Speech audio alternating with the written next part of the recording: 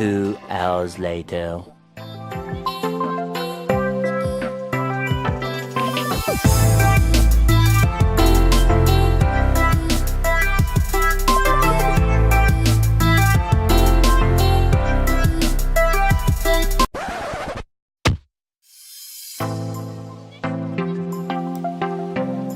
How's it going, everybody, and welcome back to Planet Coaster.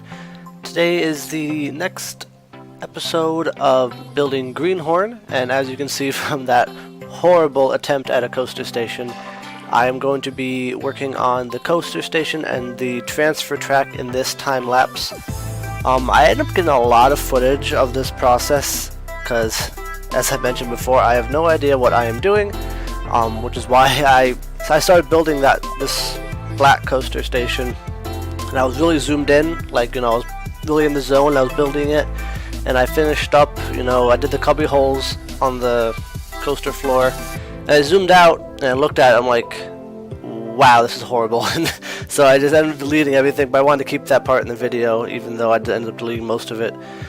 So I spent a lot of time in this footage building things and deleting things, so there are a lot of cuts in this time lapse, which I apologize for, but I tried to keep in some of the more interesting spots, and kind of do a little voiceover on top of that, kind of talking about why I chose to do it the way I did.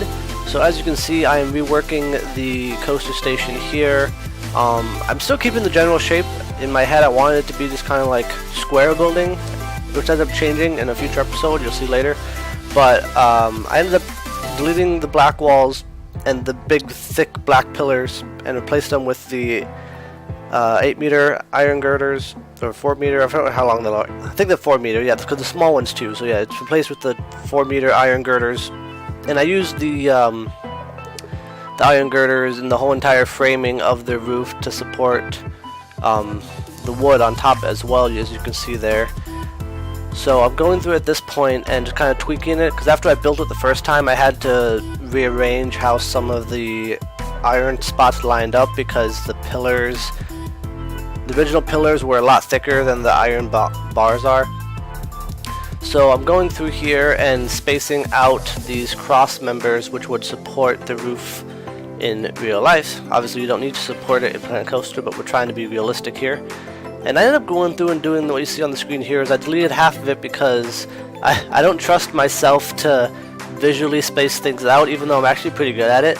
But I like using pieces as a reference point. So as you can see here, I work my way down the side, making sure that each of the cross pieces is spaced out the same amount by using a 4-meter iron bar as the spacer. And then on here I'm going through the roof and adding a little bit of, I guess, texture. By changing the colors, it breaks up the color pattern a little bit, gives it a little more depth, and makes it a little more interesting. Now here's something that I'm really happy with how it turned out. This is a transfer track I'm building, but I'm doing it a little differently than I've seen a lot of people do, because I wanted to make it so I could keep an quote extra train off to the side. In real life, it's not usually something you see, because usually these types of this type of transfer track layout that I built, the trains are kept inside, so even if they did have an extra train off that day for maintenance or whatever, you don't usually see it. But I really like the idea of being able to, as the ride's finishing and you're going through that kind of maintenance area by the transfer track and the maintenance shed, seeing an extra car or train, in this case, sitting in the shed. So I laid down the coaster station here. You can see it's a separate, technically a separate ride completely, but I'm going to color it the same as Greenhorn, and that way it'll have the same train and everything, and it's literally just the station. And then what I do in a couple minutes, right now I'm working on laying out the actual guide rails that would move the track over to the maintenance shed, so you could take a car and take it off. I took this idea from Silverette. I really like the way he builds his transfer tracks with the 2-meter bar going through the center of the 4-meter bars. It makes it so it looks like a guide rail. I really like that aesthetic, so I copied that off him directly. No shame. It looks really nice. I really appreciate his work.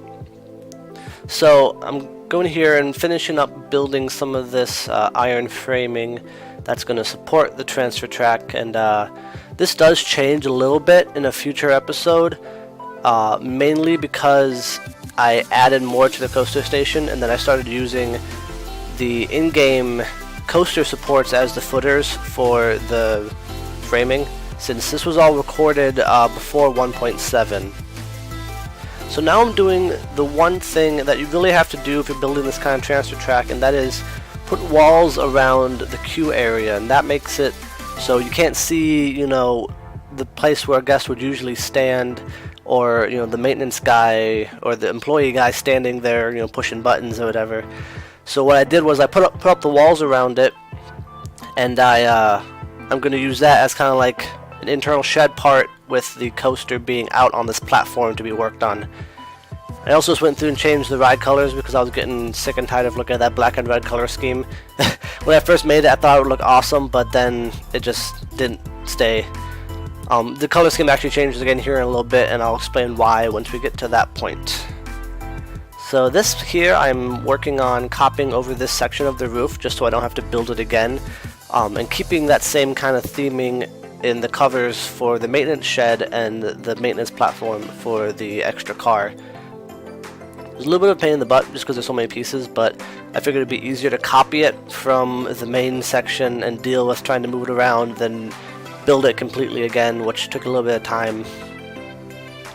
And once again, I'm using the same color and size iron girders to build a frame to place the wooden roof on. This section actually has two different slanted roofs. The one slant I'm working on right now, and then the rest of the building also ends up getting covered with the wooden slabs as well for continuity. This is kind of an odd building. I didn't think any of the in-game roofing pieces really worked, so I wanted to continue to use this custom roof that I had made already for the other side.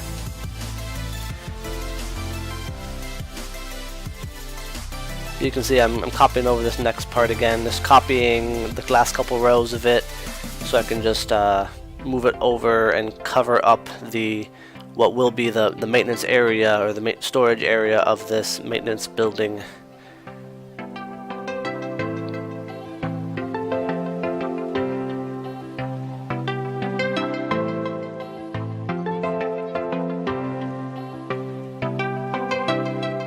Alright, so then in this next part I go through and I start adding some of this railing / fence to the platform to tie it back in with the main coaster station area.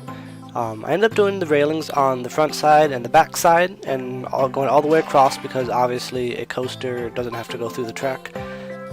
The front side ended up being kind of annoying because the gates for the actual coaster open up once the game's unpaused, but it is what it is. So then I went out through and added in this little section here. This is the control panel for the transfer track. So in real life, what this would do is an employee could operate the transfer track section, and with the push of a button, the whole track, like with the car is right now, would slide over and line up with the maintenance shed, so it could be removed from the ride for maintenance, or refurbishment, or if they don't need to have 3 trains on, they could take it off that way. So the control panel hooked up to the back side over there with just some generic wiring. I thought it turned out alright. It doesn't hook up to anything specifically, but I feel like it should go in that general area, so that's what I did. Once again, I'm just copying over some of these supports that I built for the transfer track section to support this maintenance shed. And then we'll go into a cut here where the ride has actually changed in color. You might have noticed it's actually green now instead of blue track. This was when I officially decided to call it Greenhorn, and I really like the idea of having the track green. It also, I think, looks really nice because it makes the track blend in a little more with the environment. Some tracks are really bright, but I like the idea of having this one kind of be with green around the environment and kind of blend in more.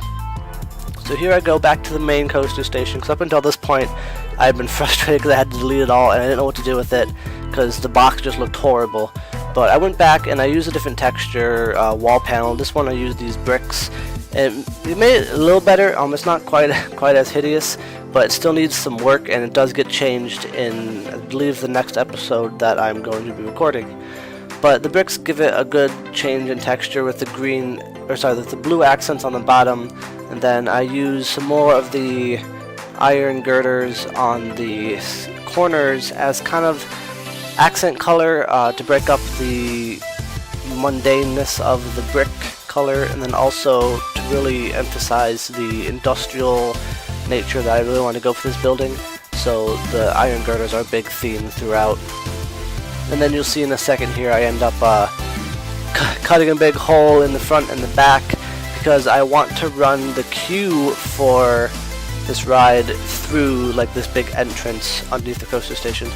And then I trim that with some green accents you can see here to match the coaster coloring even more.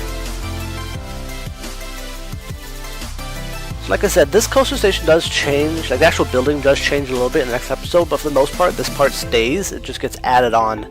So I start working on adding in this path part, and then that's really it for this episode.